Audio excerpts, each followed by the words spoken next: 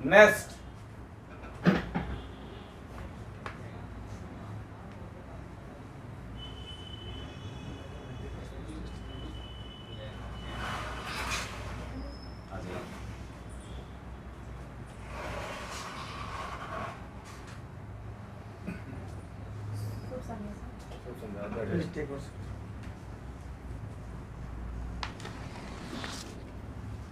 क्या नाम आपका?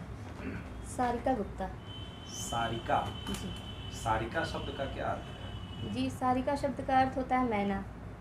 मैना एक पक्षी का नाम है और इस शब्द को अगर तोड़ा जाए तो इसका एक शाब्दिक अर्थ भी निकलता है मैं ना। मैं का अर्थ होता है घमंड और ना का अर्थ होता है नहीं, यानी जिसके अंदर घमंड ना हो।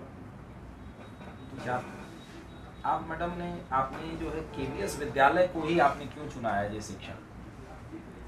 जी, मैं शिक्षिका बनना चाहती हूँ, तो मेरे लिए ये मायने नहीं रखता कि मुझे केवीएस चाहिए, एनवीएस चाहिए। मैं एक आदर्श शिक्षिका बनना चाहती हूँ और केवीएस एक ऐसी संस्था है जहाँ पे मुझे विविध प्रकार की संस्कृति, विविध प्रकार के बच्चों से मिलने का मौका मिलेगा। वहाँ मैं भी कुछ सिखा सकूँगी और उनसे भी कुछ सीख सकूँगी। विविध प्रकार की संस्कृतियों का आदान प्रदान हो पाएगा, तो मैं संस्था से जुड़ना चाहती क्या हूँ। इंडिया की जो डाइवर्सिटी है ये आपकी शिक्षण की क्रिया में बाधा नहीं उत्पन्न करेगी? एज लाइक लैंग्वेज डाइवर्सिटी, जी कोई भाषाई मुझे विविधता। जी, भाषाई विविधता तो है, लेकिन जहाँ भी मेरी जॉइनिंग होगी तो मैं उस भाषा को सीखने का प्रयास बिल्कुल करूँगी, क्योंकि वहाँ जाते ही जब मेरा जॉइनिंग लेटर आएगा तो मुझे पता चलेगा कि इस राज्य में मेरी जॉइनिंग हो रही है, तो वहाँ जा कर के मुझे काम तो करना ही है, बच्चों को सिखाना है। तो वहाँ जाने से पहले अगर मुझे वहाँ की भाषा नहीं आ रही है तो मैं उस भाषा को सीखने का प्रयास करूँगी। भाषा सीखने के कई साधन हैं, आजकल सबके पास मोबाइल है, तो मोबाइल ऐप के द्वारा, समाचार पत्रों के द्वारा वहाँ जाऊँगी तो वहाँ के वातावरण में छोटी छोटी चीज़ें वहाँ के बच्चों से बहुत कुछ सीख सकूँगी और उनको सिखाऊँगी। गाड़ी मैम, जैसे आपकी प्राथमिक विद्यालय के बच्चों को आप पढ़ाना चाहती हैं, पढ़ाएंगी, तो सॉरी सर। प्राथमिक विद्यालय के बच्चों को अगर आप पढ़ा रही हैं तो कौन सा विषय आप सहज रूप से पढ़ा सकते हैं? सर एक सेकंड, मैं पीजीटी हिंदी है सर, बट प्राथमिक विद्यालय में अभी मैं अगर प्राथमिक विद्यालय में तो सारे विषय चलते हैं, लेकिन मैं अपने विषय पर भी ध्यान दूंगी और जो उनके लिए आवश्यक मूलभूत है, जैसे गणित है, अंग्रेजी है, हिंदी भाषा है, वो जो भी उनके बेसिक हैं उनको बताऊंगी। अच्छा, इंटरमीडिएट में हिंदी की पाठ्य पुस्तक का क्या नाम है कक्षा 11 में? इंटरमीडिएट में काव्यांजलि। सॉरी सर, अभी ध्यान में मुझे नहीं आ रहा, इस समय नहीं आ रहा। अच्छा, हिंदी शिक्षण को यदि हम देखें जी तो इसमें एक नाट्य विधि होती है, जी। तो किस प्रकार की विधा को पढ़ाने में इसका प्रयोग कर सकती हैं आप? नाट्य विधि का प्रयोग हम नाटक को पढ़ाने में प्रयोग कर सकते हैं। जैसे अंधेर नगरी नाटक है, वो बच्चों की पाठ्य पुस्तक में रहता है, तो उसमें हम किसी को चरण दास बना दिए, किसी को गोवर्धन दास बना दिए, उसके अनुसार उनका संवाद बच्चों को कहते हैं कि बोलने के लिए, तो नाट्य विधि का प्रयोग हम नाटक। क्या आपको लगता है कि नाट्य विधि से पढ़ाते समय मंचन बालक से कराया जाता है? जी सर, क्लासरूम में तो बच्चों से ही कराते हैं, लेकिन अगर हम उसका कहीं मतलब जैसे होता है नुक्कड़ नाटक कराना या फिर उस तरह। काव्य शिक्षण के लिए आप किन किन विधियों का प्रयोग कर सकते हैं? काव्य शिक्षण के लिए खंडान्वयन विधि है, दंडान्वयन विधि है, अर्थबोध विधि भी है। खंडान्वयन विधि क्या होती है?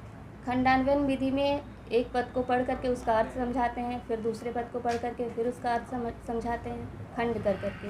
अच्छा, ये लैंग्वेज टीचिंग में डायरेक्ट मेथड प्रत्यक्ष विधि क्या होती है? प्रत्यक्ष विधि में हम सामने जो रहता है, चाहे किताब हो या फिर कुछ लिखा हुआ हो, तो उसको देख करके उसकी व्याख्या करके बच्चों को सिखाते हैं। आपने किस विश्वविद्यालय से स्नातक की डिग्री ली? गोरखपुर विश्वविद्यालय से। गोरखपुर विश्वविद्यालय से। गोरखपुर के विषय में कोई 3 बातें? जी, गोरखपुर में चौरी चौरा है, वो अपने असहयोग आंदोलन कांड के लिए प्रसिद्ध है। गीता प्रेस है और यहाँ गोरखनाथ मंदिर भी है। अच्छा, गीता प्रेस का नाम गीता प्रेस क्यों है? उसका रामायण प्रेस क्यों नहीं है? रामचरितमानस। गीता प्रेस की स्थापना धार्मिक पुस्तकों की उस प्रकाशन के लिए किया गया था। वहाँ के जो जिन्होंने उसका निर्माण मतलब बनाया था, स्थापना की थी, जयदयाल गोयनका ने। वो गीता के प्रेमी थे, गीता मर्मज्ञ कह सकते हैं उनको। तो उनकी इच्छा थी कि वो भगवत गीता छपवाई जाए, तो उन्होंने प्रयास किया था। लेकिन जहाँ से उन्होंने छपवाया था वहाँ उनको बहुत मात्रा संबंधी बहुत त्रुटियाँ मिली थी। तो कई बार उन्होंने सुधार करवाया। तो एक बार उनसे कह दिया गया कि आपको इतना ही है तो आप अपना प्रेस खुलवा लीजिए। तो ये बात उनको लग गई और उन्होंने फिर उस समय जिस समय उन्होंने खुलवाया था उस समय 10 रुपये किराए पे कमरा लेकर के उन्होंने इस प्रेस की स्थापना की थी। और तब से मतलब धार्मिक पुस्तकों के लिए फेमस है, प्रसिद्ध है। आपका ग्रेजुएशन किस सब्जेक्ट से रहा है? हिंदी और समाजशास्त्र। आपने पीजी भी किया है, जी। क्या सब्जेक्ट रहा है? हिंदी। अच्छा, हिंदी लेखन शैली में एक रिपोर्टाज शैली है, जी। उसके बारे में बताएं। रिपोर्टाज सर फ्रांसीसी शब्द से बना हुआ है। रिपोर्टाज का मतलब ये होता है कि आंखों देखी घटना जो हमने देखी हो उसमें थोड़ी बहुत कल्पना का प्रयोग करके हम उसको पाठक के सामने प्रस्तुत करते हैं। क्या हिंदी किसी कवि अथवा लेखक से किसी से आप काफ़ी प्रभावित हैं? जी, हिंदी काव्य में मुझे हरिवंश राय बच्चन की कविताएं पसंद है। जी, उनसे कुछ 4 लाइन करता याद है? जी। बताएं। बीत गई सो बात गई, बीत गई सो बात गई, माना कि एक सितारा था। सॉरी, मैं फिर से कहना चाहूँगी। बीत गई सो बात गई, जीवन में एक सितारा था, माना वो बेहद प्यारा था। जो टूट गया सो टूट गया, दे अंबर के आनन को देखो, कितने उसके तारे टूटे, कितने उसके प्यारे छूटे। जो छूट गया सो छूट गया, लेकिन टूटे तारों पर कब अंबर पछताता है। जो बीत गई सो बात गई। अच्छा मैम, आपका जो ये विश्वविद्यालय रहा है, गोरखपुर विश्वविद्यालय, ये हाल ही में एक चर्चा का विषय रहा है। जी। क्या ऐसी बात है जो वर्तमान समय में चर्चा का विषय बना हुआ है? जी, इसको केंद्रीय विश्वविद्यालय का दर्जा प्राप्त हुआ है। ये केंद्रीय विश्वविद्यालय क्या होता है? केंद्रीय विश्वविद्यालय में जो केंद्र सरकार, सर मैं सही से एक्सप्लेन नहीं कर सकती, बट केंद्र सरकार का उस पर सहयोग आप अपने क्लासरूम में बच्चों की रुचियों को कैसे बढ़ाएंगे? पहले तो मैं बच्चों को जानूंगी, बच्चों को जानने के बाद उनसे कविताएं लिखवाना, कविताओं से संबंधित कुछ चित्र बनवाना, या फिर चित्र के माध्यम से कहानी लिखवाना, या फिर कहानी बता देना, कहानी के आधार पर आप चित्र बनाएं। तो इस तरह से इस चित्र में रंग भरें। इस माध्यम से बच्चों की रुचि को जागृत कर सकते हैं। कोई अवसर पड़ा जैसे गांधी जयंती या फिर 15 अगस्त, उस पर भाषण लिखवा के, कोई कविता आयोजित करके। जो राष्ट्रीय शिक्षा नीति जो 2020 आई है, उससे आप कितना सहमत हैं?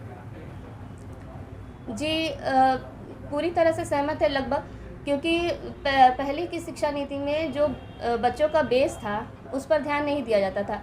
वो बेस ही मजबूत होता है, जैसे कहते हैं नींव का पत्थर जो होता है वो अगर सही है तभी हमारी बिल्डिंग जो है अच्छी होती है। तो इस शिक्षा नीति में बच्चों के बेस पर ज़्यादा ध्यान दिया गया है, जो मुझे सबसे अच्छी बात लगी। कुछ दोष भी हैं क्या राष्ट्रीय शिक्षा नीति 2020? दोष ये है कि इसमें जो है प्राथमिक शिक्षा पर ही कुछ ज़्यादा ही बल दिया गया है। जो व्यावसायिक शिक्षा और तकनीकी शिक्षा पर है उस पर थोड़ा सा ध्यान कम दिया गया, क्योंकि युवाओं के लिए व्यावसायिक और तकनीकी शिक्षा भी ज़रूरी है। अच्छा मैम, अगर आपकी क्लास में कोई समस्यात्मक बालक हो या अपराधी बालक हो, उसको आप कैसे सुधारेंगे? समस्यात्मक या अपराधी बालक है तो पहले तो हम उसकी समस्या जानेंगे, पहले उसका निदानात्मक शिक्षण करेंगे, फिर उसके बाद उपचारात्मक समस्यात्मक बालक है तो समस्या क्या जानना है? हमने बताया कि समस्यात्मक बालक है, तो समस्याएं भी कई प्रकार की होंगी, उसकी किस प्रकार की समस्या हमें ये जानना होगा, उसके अनुसार हमको उसका उपचारात्मक शिक्षण करना जो होगा। क्लास में बिल्कुल केंद्रित होकर नहीं बैठ रहा है, बच्चों को डिस्टर्ब कर रहा है, क्लास में बाहर जा रहा है, अंदर आ रहा है, बार बार निकल रहा है, तो उसको हम ऐसा काम देंगे जिसमें उसकी रुचि ज़्यादा हो। तो जब उसका ध्यान उस शैतानियों पर से हट करके जब उसकी रुचि वाला काम मिलेगा उसे, तो उसका ध्यान जो है केंद्रित हो पाएगा विषय पर। अच्छा, क्या आपको लगता है कि आप एक बेहतर शिक्षिका बन सकती हैं? मुझे लगता है कि मैं बेहतर शिक्षिका बन सकती हूँ। क्या अपने में वो चीज़ देखती हैं जो औरों में नहीं देख पाती? पहली बात तो मुझ में पूरा आत्मविश्वास है कि मैं बच्चों के साथ, बच्चों के अनुसार उनके स्तर पर पहुंच करके उनको पढ़ा सकती हूँ। आपकी सबसे बड़ी ताकत क्या है शिक्षा के क्षेत्र में? शिक्षा के क्षेत्र में बच्चों के स्तर तक पहुंच करके बच्चों के स्तर को जानना, फिर उसके अनुसार उनको शिक्षा देना। अच्छा, आपने अभी जो कविता सुनाई बच्चन साहब की, इस कविता में कौन सा अलंकार है? इस कविता में अलंकार, जैसे अलंकार जानने के लिए सर मुझे थोड़ा सा कविता राइटिंग करना पड़ेगा, तो फिर मैं देख एक के बार आप बता बोल दूँगी। सकती हैं, फिर दोबारा पढ़ भी सकती हैं। जो बीत गई सो बात गई, तो जो और सो का है, तो इसमें ठीक है, ये बताइए, लैंग्वेज टीचिंग करते समय इंटरमीडिएट के लेवल पर आपको क्या लगता है कि कौन सी विधि सर्वोत्तम होगी? भाषा क्योंकि ज़्यादातर विद्यालयों में व्याख्यान विधि का प्रयोग देखने को मिलता है इंटरमीडिएट के लेवल पर। जी, भाषा शिक्षण में हम प्रश्नोत्तर विधि भी कर सकते हैं। प्रश्नोत्तर विधि में बच्चों की जो जिज्ञासा होगी वो हम जान पाएंगे कि बच्चे हमसे क्या पूछ, जैसे हमने एक पैरा पढ़ाया या फिर एक पंक्ति पढ़ाई, उसको हमने समझाया, फिर उससे संबंधित अगर बच्चों के मन में कोई प्रश्न है तो वो पूछेंगे, हम उनका उत्तर देंगे, तभी हमें भी समझ में आएगा कि बच्चे कितनी मेरी बातों को समझ पाएँ। लेकिन प्रश्नोत्तर विधि की यह सीमा होती है कि ये बहुत टाइम टेकिंग होती है, जी। इसको आप कैसे बैलेंस करिएगा?